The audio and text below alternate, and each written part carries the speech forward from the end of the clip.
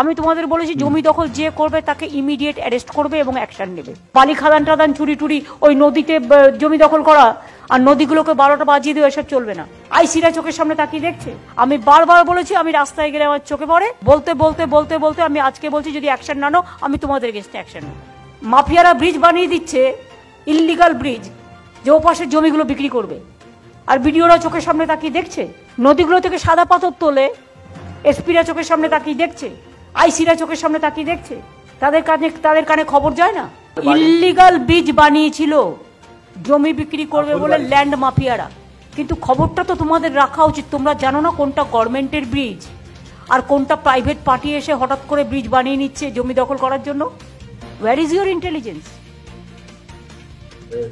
Madam, এটা শিলিগুড়ি কমিশনারেটে আছে, জলপাইগুড়ি ডিস্ট্রিক্টে পড়ে। এটা জলপাইগুড়ি ডিস্ট্রিক্টে পড়ে না? ওদেরও বলছি এই কারণে যে ওদেরও এটা দেখে রাখা উচিত। ব্রিজ তো ভেঙে দিয়েছে, শিলিগুড়িতেও তাই হচ্ছে, রোজ লোক এসে বসছে। গৌরবকে একটু নজর রাখতে হবে। ঠিক ম্যাডাম। শিলিগুড়ি অরিজিনাল লোকেরা হারিয়ে যাবে কেন? সব কমিউনিটি ওখানে থাকে, শান্তিতে থাকে, কিন্তু দেখে না ওখানে নানা রকম কনস্পিরেসি চলছে এবং জমি দখল তো ওখানে একটা রুটিন হয়ে গেছে।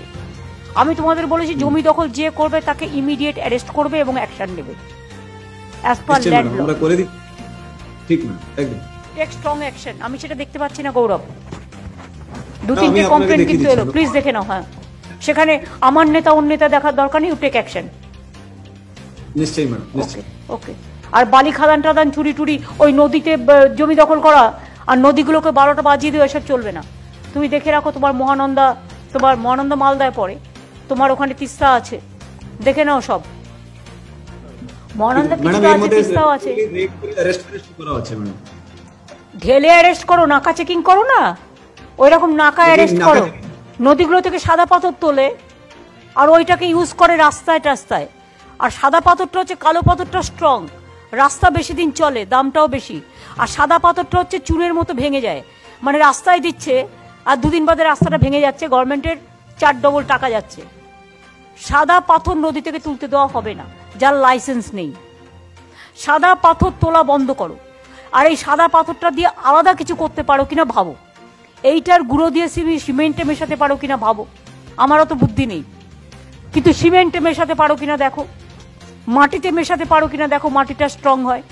অনেক বাংলার বাড়ি আমরা তৈরি করি, মাটির কাজেও অনেক কাজে আমাদের লাগে।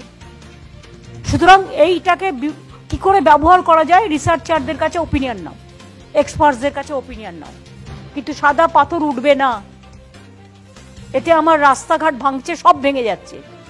আমি বারবার বলেছি, আমি রাস্তায় গেলে আমার চোখে পড়ে। বলতে বলতে বলতে বলতে আমি আজকে বলছি যদি অ্যাকশন না নাও আমি তোমাদের এগেইনস্টে অ্যাকশন নেব।